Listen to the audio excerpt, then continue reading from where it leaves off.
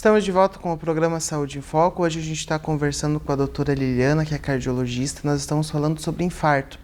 Doutora, no primeiro bloco a gente conversou bastante a respeito desse tema e a gente falou também a respeito dos sintomas.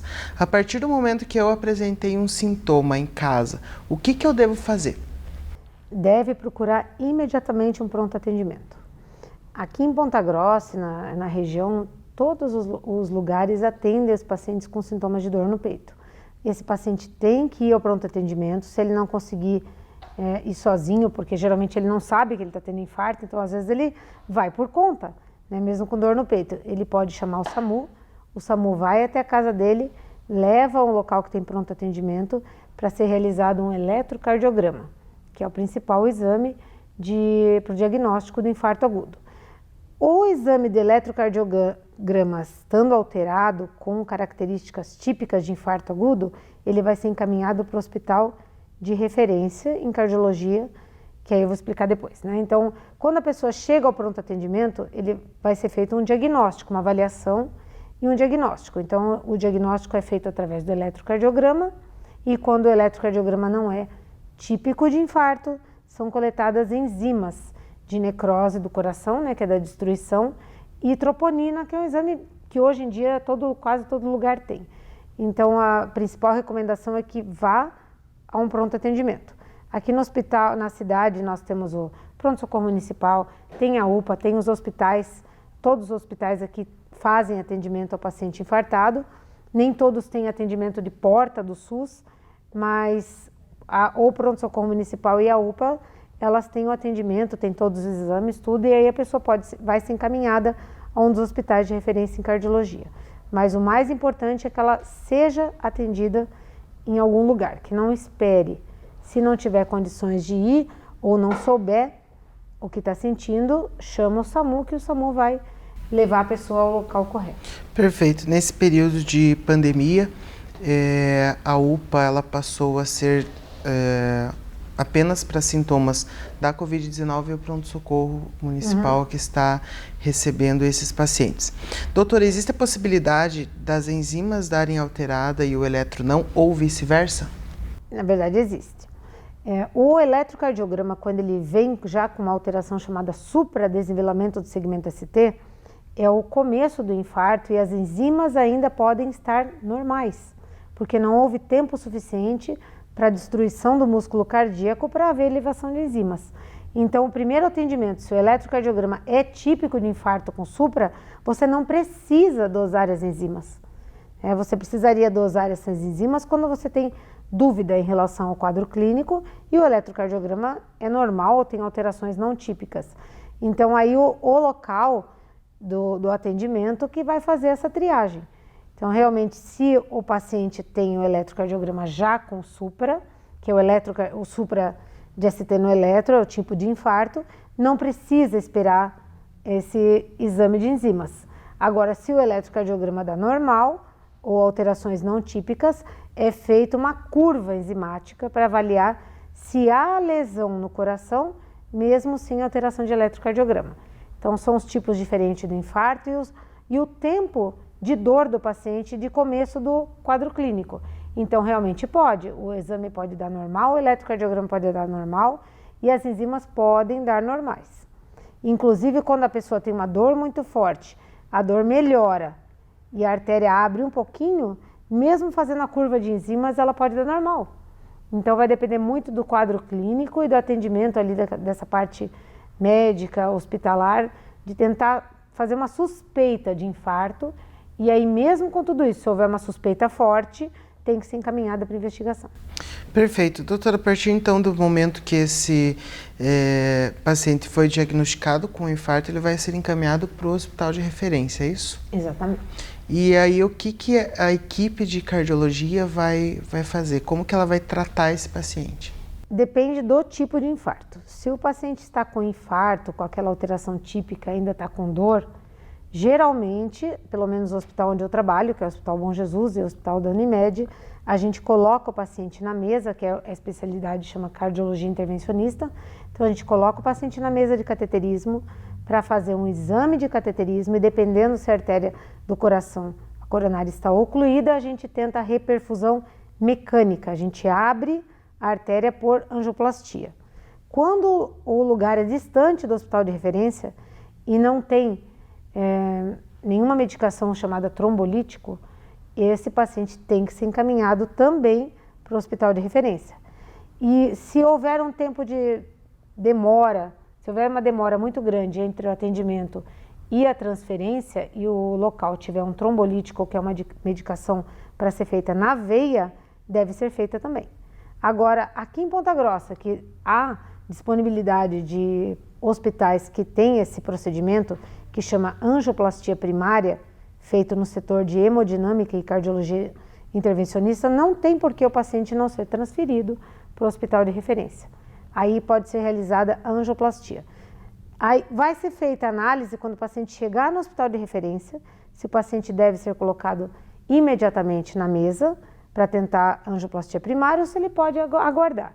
Isso depende do tipo de infarto, de como ele chega, se houve melhora no quadro, mas isso a equipe de cardiologia do hospital de referência que vai analisar.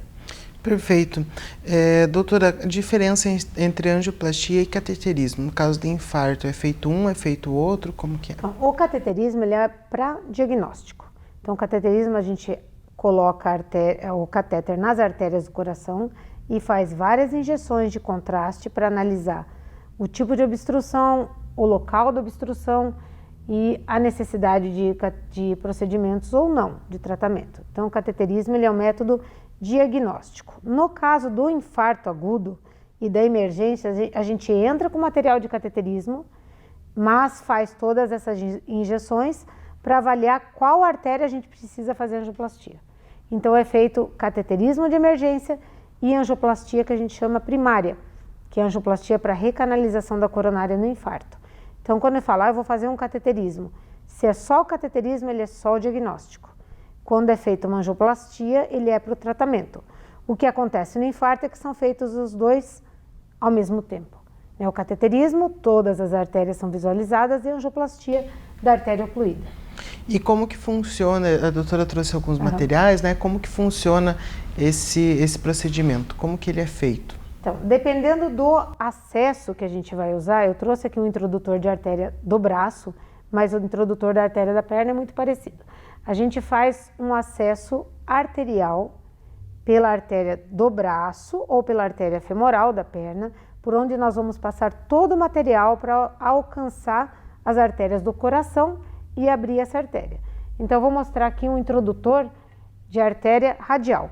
Esse é o introdutor por onde a gente vai passar todo o material do cateterismo e da angioplastia.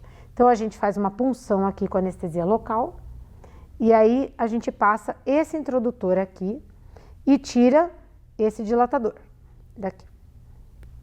Então, aí a pessoa vai ficar, na hora do procedimento, com isso aqui dentro da artéria radial. E é por aqui, por essa válvula aqui, que nós vamos passar todo o material para o cateterismo, para a angioplastia, trocar catéter, tudo. Então, passando o introdutor, nós vamos colocar os catéteres. Quando o paciente chega com infarto agudo, dependendo da área do eletrocardiograma que mostra a alteração, a gente suspeita da artéria coronária direita ou da artéria coronária esquerda. Então, a gente pode entrar diretamente com catéter para angioplastia, que a gente acha que vai ser o que vamos usar para abrir essa artéria do coração. Então, esse aqui é um catéter de angioplastia de coronária esquerda. Então, a gente passa através daquele introdutor, passa tudo isso aqui. Então, a gente passa por aqui, aí a ponta vai ficar fora e esse aqui ele vai chegar lá dentro, passando pelas artérias, pela aorta e a gente vai encaixar esse catéter na artéria do coração, por aqui. Então, todos os catéteres nossos são assim. Esse é um catéter próprio para abrir a artéria. E é por dentro dele que nós vamos passar os materiais para abrir a artéria do coração. Então, olha como ele é fininho, a pontinha é mole, para não traumatizar a artéria do coração. Então, a gente encaixa dentro da artéria do coração. E por dentro disso aqui, nós vamos passar, primeiramente, uma corda bem fininha. A ponta dela tem a espessura quase de um fio de cabelo. Então, essa é a pontinha, eu sei que é difícil de ver aqui, Mas essa é a pontinha que a gente usa e a gente passa ali por dentro e com o rotor a gente vai tentando passar através da oclusão. A gente vai abrir caminho pela artéria do coração que está ocluída. Então a gente abre caminho com isso aqui, aí a gente passa um balão por aqui, insufla o balão no local que está ocluído e aí a gente desinsufla e volta a ter passagem de sangue, oxigênio. Então essa é a cordinha, ela também passa por dentro do catéter, chega até a artéria do coração onde chegou o catéter e aí a gente coloca e ela realmente passa por dentro da artéria do coração. Aí abriu a artéria do coração. Quase sempre, quando a gente consegue, a gente coloca uma prótese ali dentro que é para sustentar essa artéria do coração aberta. Então o pessoal diz que stent é uma molinha, vocês vão ver que não é uma molinha. Ela é uma prótese, ela vem montada aqui. Essa aqui é realmente, isso aqui é o stent que está montado no balãozinho. Então a gente passa por dentro da artéria do coração e aí no local que está obstruído nós vamos colocar, a gente calcula o tamanho do stent pelo tamanho que a gente visualiza ali, tanto o diâmetro quanto a extensão que a gente vai precisar colocar. E aí eu vou mostrar esse daqui como é que a gente insufla, porque esse aqui é um que eu peguei que é para não uso em humanos, né? Então ele é só para demonstração. Aí a gente vai usar um insuflador desse aqui, que a gente vai adaptar na parte de trás do stent aqui. A gente adapta aqui. E aí nós vamos, só tirar esse aqui. Que o material ele gruda mesmo no outro, né? Aí a gente vai insuflar, aqui não sei se eu vou conseguir com ar, né? Mas a gente insufla essa parte com esse insuflador, acho que com ar não vai dar certo, né? E aí a gente insufla e ele libera esse stent na parede da artéria. Aí essa parte aqui que tem o metal liberada na parede da artéria, aí eu desinsuflo o balãozinho que está aqui dentro e tiro o balão. Então a artéria fica aberta com uma prótese de sustentação que a gente chama luminal, que é da luz. Ela fica aberta, não, a gente não tira aquele coágulo de dentro da artéria, geralmente, né? A gente empurra para o lado todo aquele material de degeneração, de coágulo fresco e libera ali o fluxo de sangue. Então é uma coisa bem interessante, né? No começo era só com balão, aí as coisas foram mudando, os primeiros stents eram muito grosseiros, assim, muito, com perfil muito alto, difíceis de passar, e agora, olha, ele se adapta à artéria do coração. Então, a maior parte das vezes que a gente abre a artéria por angioplastia, a gente coloca o stent. Geralmente a gente não coloca o stent quando a gente não consegue implantar o stent ou quando a artéria é muito fina.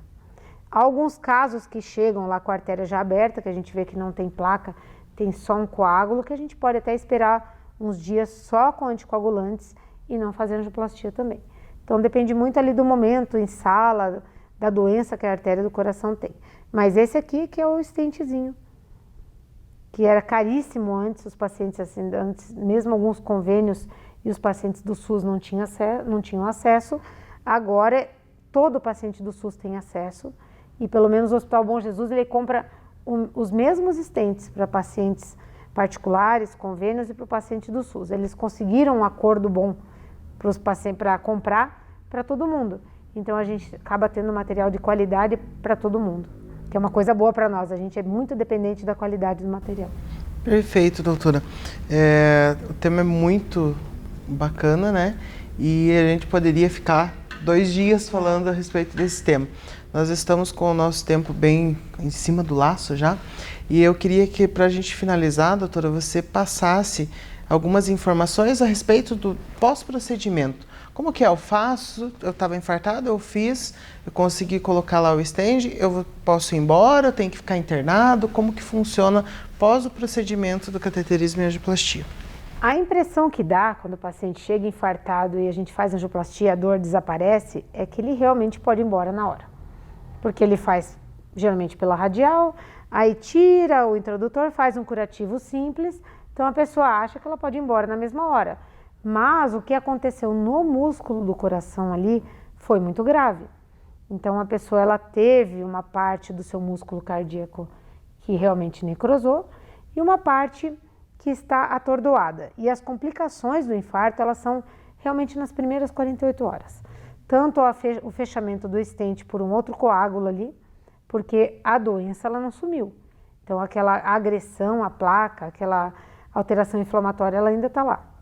Então as 48 horas após o procedimento de angioplastia, elas são muito importantes. E aí vai depender da evolução, da quantidade de músculo afetado, se vai ter alguma complicação de arritmia, alguma complicação mecânica, né? A pessoa pode desenvolver uma insuficiência cardíaca.